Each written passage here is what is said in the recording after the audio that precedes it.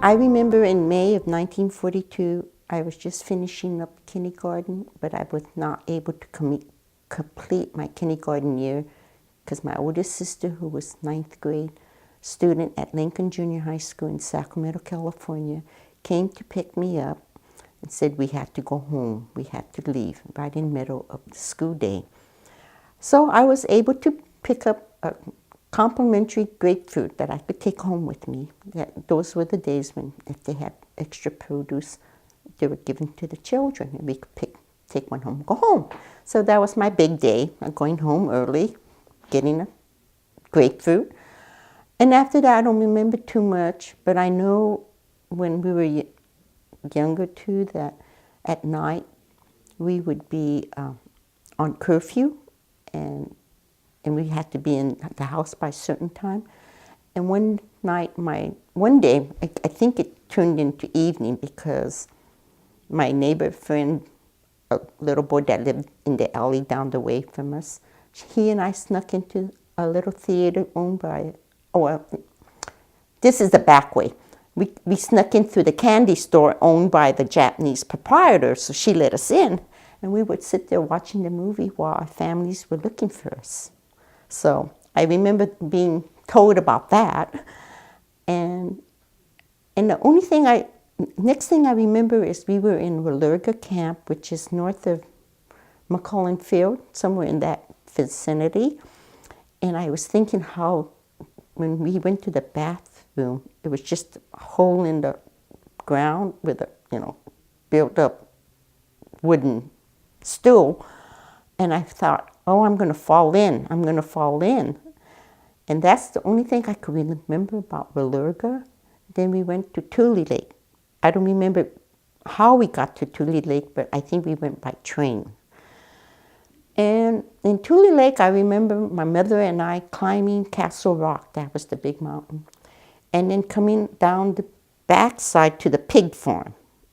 So I remember that part of it, and hunting seashells because it's on a dried up lake, and we would go looking for seashells.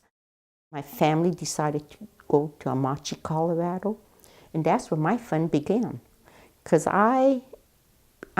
we had more freedom than living in the city, because in the city we were kind of in a ghetto. We didn't have really a good park. We just made do with whatever was in the neighborhood. But in Amache, there was no guards around. There were no guards around. They didn't guard us. And we were able to go into the little town of Granada, which is a mile away. We could get a pass, go to Granada, come home. And sometimes the soldiers were pretty nice. They would give us a ride. If we waited at a certain spot and they were going into town for something, they would give us a ride on the trucks. So it was kind of fun. And then we would sneak out of camp. We lived on the very edge of the town, both ways. And we were at the very corner of the first block, so we were near the sewer, so we would call the sewer block. But anyway, we would spread the barbed wires and we would go through the wire and just spend the day out in the country, just romping. Where were we going to go? And my parents didn't know where we were going. We'd just sneak out of camp and we'd be home in time for dinner. But there was this old gentleman, grandfather type, beard, gray hair, and sometimes he would take us. He was instigator sometimes. He says, let's go look for gourds. And so we go with him.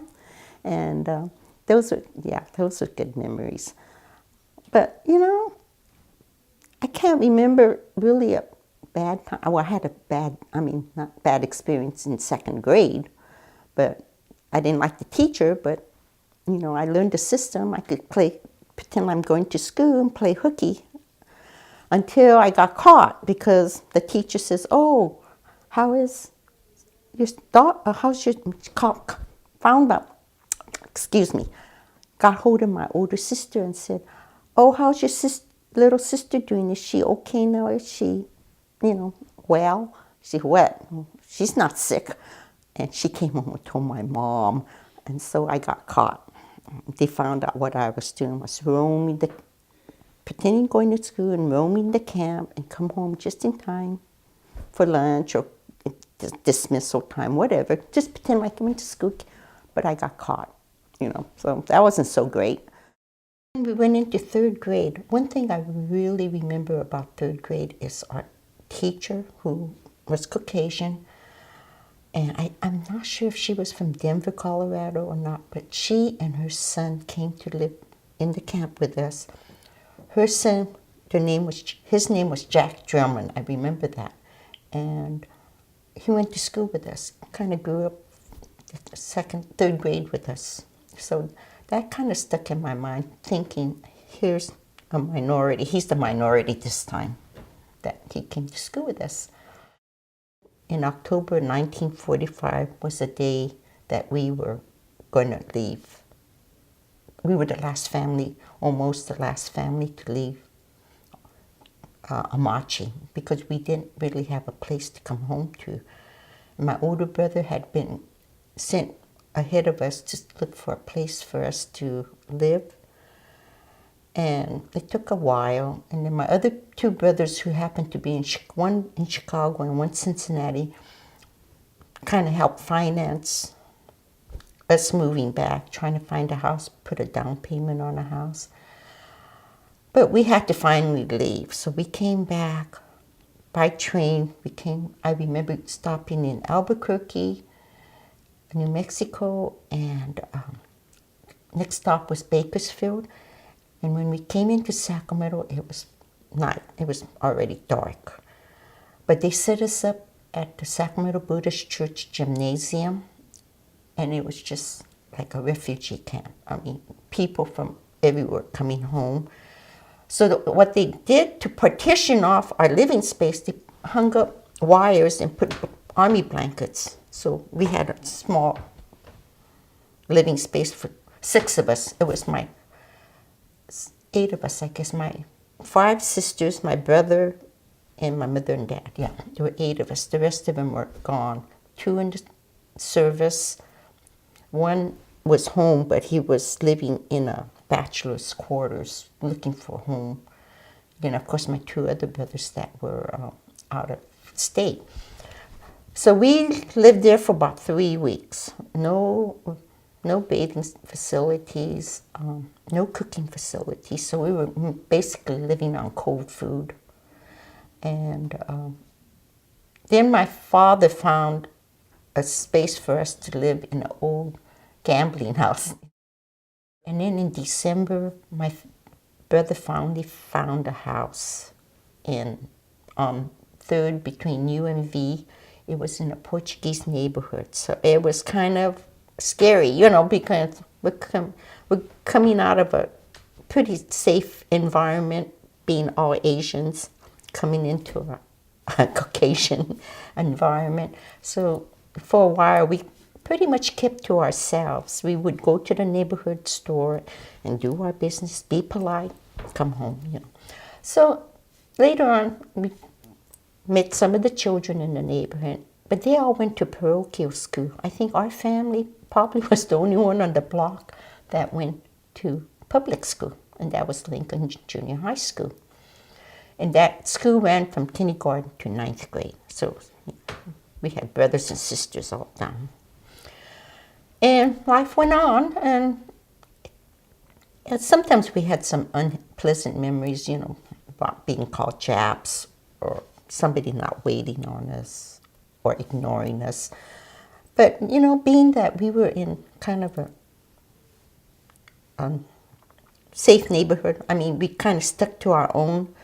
We had security in numbers, And then we grew up, and our school was pretty all minority. I think I had 1 Caucasian classmate.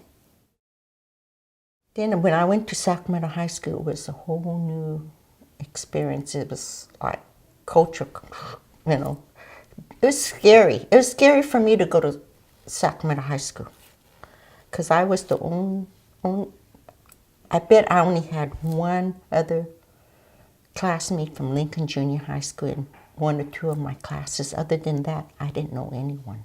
So it was like probably going to camp not knowing anyone too. But I survived. And, you know, I still get in touch with my high school friends. We still, you know, and I have to admit, my junior high years with Asian friends were not very nice. So when I went to high school, I said, I'm going to change my whole lifestyle. I'm going to go into a different type of, you know, getting involved with class activities and other people. And, you know, that really helped me, I think, broaden my outlook on life. And even now today, like I said, I'm still in touch with a lot of my high school friends. And I do have one Caucasian friend that I met when I was in Girl Scouts.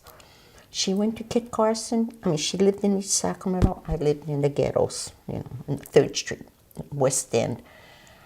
And I met her in day camp in Girl Scout. And we became kind of good friends. And then I never saw her until 8th grade when we had a music festival where all the schools came together. And we had this music festival. And I saw her there. We renewed our friendship for a few minutes, for a few days, you know, because it ran for 2 or 3 days. And then I hadn't seen her again. And then finally I saw her in high school. She became my Kim partner. So, you know, then when she passed away, I transferred all these memories to her children so they would kind of know what I had with their mother, because I never knew her children.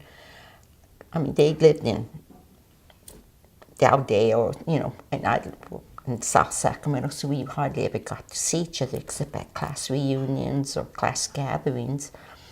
And the son came up to me, he says, God, and said to his sister, I can't picture Mom being a Girl Scout, you know. So it was kind of nice, you know, if I meet some of the children of my friends, I will relate to them how I knew the mother. Our school was fairly minority-oriented, that most of the teachers just accepted us. I was late enrolling in school because we came back in October. September had already, you know, started. School had already started in September. But most of the teachers were pretty receptive because a lot of them were there when we left and they were still there, see? So a lot of the teachers also knew my older brothers and sisters. And they would, as we came up the ladder, they said, oh yeah, I remember your brother. I remember having him, you know. So, you know, in a way, you know, I had a security blanket when I came back. It wasn't as if I came back cold or, you know, wondering. It was easier coming back to Lincoln School than it was going to Sacramento High School, you know. So, yeah, to me, I had older brothers and sisters. And they, you know, they were kind of like my liaison between my parents because my parents didn't speak English. I didn't speak Japanese. Somewhere along the line, that communication was broken because my older brothers and sisters were forced, well, not forced, well, I would say forced to go to Japanese school. Whereas when we came back, we didn't go. I mean, we did go, but it wasn't a very, what do you call it? It wasn't a real strict school. It was, you came if you want, and a lot of times we would play hooky from Japanese school. We would skip out of Japanese school and go to the gym and play basketball. But we were lucky because our Japanese school teacher's son was our basketball coach. So, you know, we had our way out. Oh, we were with U.S. Mm-hmm. Junior year, we were taking U.S. history. And I had asked my history teacher, if I went down south, which side of the street would I have to walk on? And they have two different versions because it's white only and colored, right? And what am I? What am I? Colored? Am I white? What am I? And I don't know how he answered it. I can't remember because I don't think it was very. I wasn't satisfied with it when he told me that. And then we never talked about internment. We never talked about what happened with us. But when I went to Sac State, I did a paper. I had a project in my sociology class, and I did it on the second relocation. See, because after in 1956 or 57, they had that redevelopment project, and they replaced Japantown again. So they scattered us, and the only viable Japantown we would have was on 10th, between maybe T and UV in that area. But other than, I did a paper on that and, pinpointed where all the Japanese families had relocated. Especially in my junior high years, you know how those years are very important to belong. So we kind of formed a basketball team. So I spent a lot of time down on 4th and 5th O Street in that area where Japanese had their businesses. And my dad used to spend a lot of time down there because he was a plumber, for one thing, and he would help the businesses set up, plumbing or fix their plumbing or do this and do that. So I, that was my security blanket for a while, but then after a while it just got too much.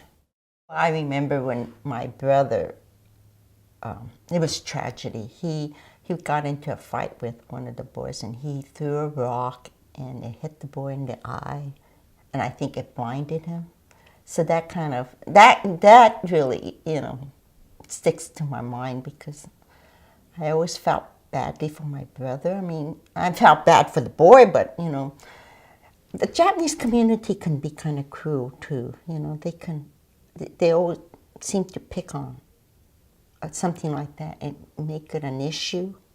Because I remember another incident with this girl and her mother. She was a widow, I think, and she had this one daughter, and she was really spoiled. And, sometimes we didn't want to play with her because she was always crybaby, go home, tell her mom.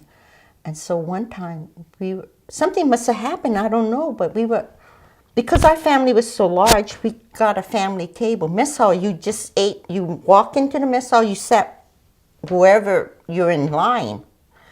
But our family just had a family table. I think my brother, because he worked in the kitchen, arranged it. But the mother came up to us and started shouting at my mother and saying, your children did this, and, please take pity on me because I don't have a husband and I have a daughter. And then when we got home, we got it. My brother says, don't we ever embarrass the family like that again. I mean, just four of us. We're sitting there. We all got it. Says, don't you ever do that again. Don't you ever embarrass the family. And it sticks with you. People look at you, in camp, they would look at you kind of like, oh yeah, here's the troublemakers. But what can you do, we live there. But I know those kind of things took, not really good things, but the bad things that happen. So, learn to live with it. It's a good thing we never saw them again. I think they were from Los Angeles. And I don't even remember when they left. There were maybe 3 from another 7 of us, 3 or 4 families that were still there in October. And then one family left, and then that left us 2 families. And then next thing, and I really think we were the last family to leave. And it was really an empty feeling. Because there was no one there. You know how that feeling, just no one who was there for you. So I think we were the last family in the block to leave. The family, maybe there were, bachelors and singles, but as families went, I think we were the last ones to go. And then I remember, a few years ago, 10 or 12 years ago, this fella came to the house. We weren't there, but he came, and he happened to be 3 bachelors, 3 boys living by themselves across the barracks. and they were from Los Angeles.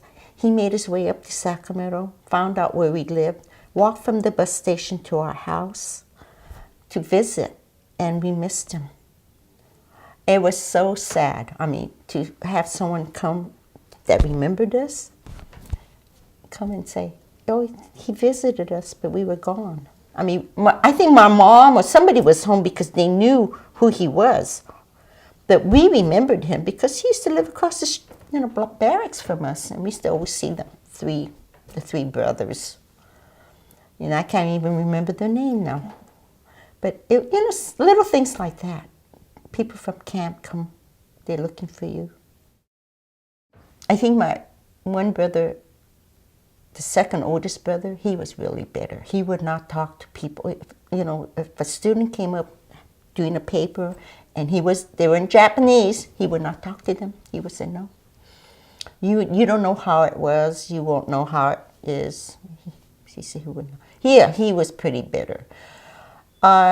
My other two brothers were in the service. One served with the 442, and the other one served with the 522nd Artillery. And he has a story.